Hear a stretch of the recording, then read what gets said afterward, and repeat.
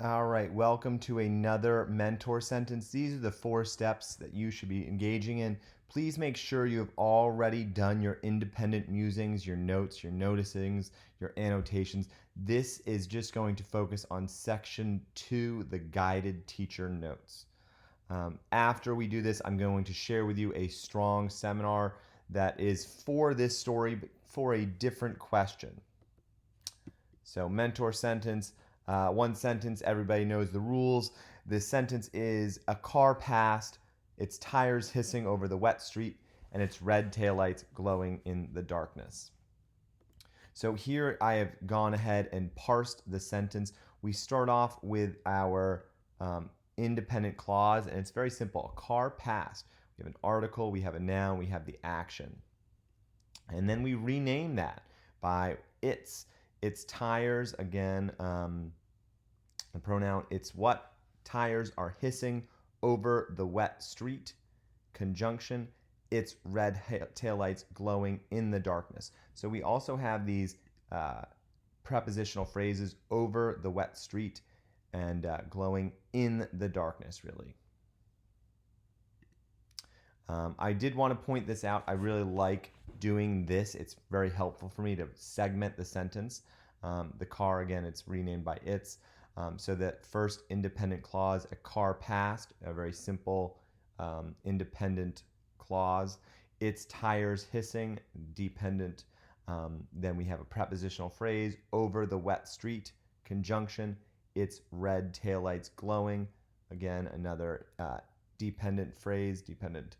And then in the darkness, our last prepositional phrase. So I also did that here. This, I know it's a declarative sentence. It's not, an interrogative. It's not a question. It is not an imperative, and it is not a exclamatory. So I know it's a declarative. I already determined that it is a complex sentence because it has one independent clause and 2 dependent clauses. I wanted to take a moment to look at that parallelism. And I found this parallelism interesting because it has some interesting things with the adjective use and noun use.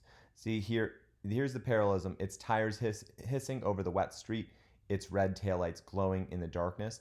But what I really like about this sentence is this first one. It has the adjective describing the object of the preposition: over the street. It's over the wet street. And in the second one, it has this noun, this subject, almost being described with our adjective. It's red taillights glowing in the darkness. So it's parallelism, and it kind of flips that a little bit on its head by changing the place of that one adjective from here to there and there and back.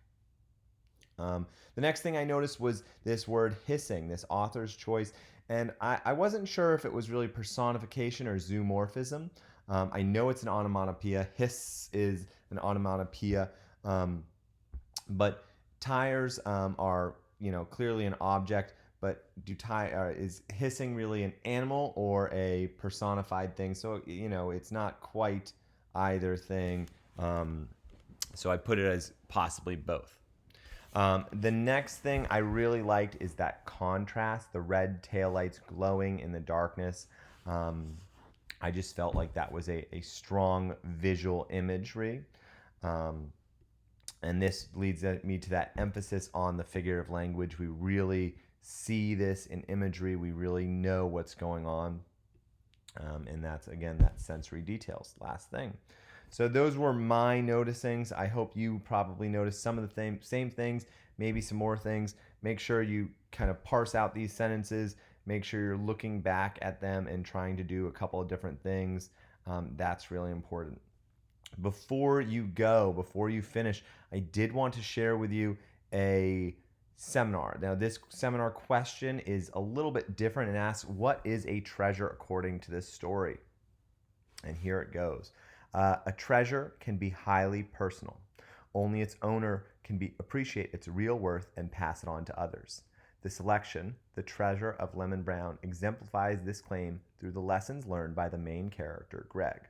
Through his relationship with Lemon Brown, Greg learns to value his relationship with his father, and he learns that the relationship with his father is a treasure. This is a great introduction in that it's concise. We know everything that's going to follow about it, and it is really, in addition to being concise, it is specific and it's well thought. So here we start off, and we're going to start telling a little bit of a summary, and we're going to include in that summary some strong quotes. So when Greg first meets Lemon Brown, the haggard hobo, nice little alliteration in there and a little flair to the writing, tells Greg, "Every man got a treasure. You don't know that you must be a fool." A nice little citation. We delete the page numbers just because page numbers will change depending on the book that you're reading. Greg, however, is skeptical of Lemon Brown and explains that he is not looking for treasure, smiling and insisting, "If you have one." It can be inferred that Greg does not believe that a poor man could have a treasure. However, Lemon Brown is trying to convey the idea to Greg that treasures are not always related to monetary wealth. Really, another strong first opening paragraph in that it gives a lot of inferences, and it also gives the textual evidence to back up that claim. Moving through the story, when thugs break into Lemon Brown's home, they are looking for money. Great, simple opening sentence. It really tells us where we're going next, and it introduces that next conflict that propels the story forward. Greg hears them say, "All I know is that I heard him talking about some kind of treasure. You know they found that shopping bag lady with that load of money in her bags?" The thieves mistakenly thought that Lemon Brown's treasure was of enormous value. They only defined treasure as money in a similar way that Greg defined it when he says, "What do you have? Gold coins?" So again, we're showing that this theme is present in a lot of different characters, in a lot of different conflicts, and in a lot of different moments in this story. And that's a really powerful way of proving this theme, that treasure is something that is personal, that is really not something physical or monetary. Continuing. One of the criminals tells Lemon Brown, "Throw down your money, old man, so I won't have to bash your head in."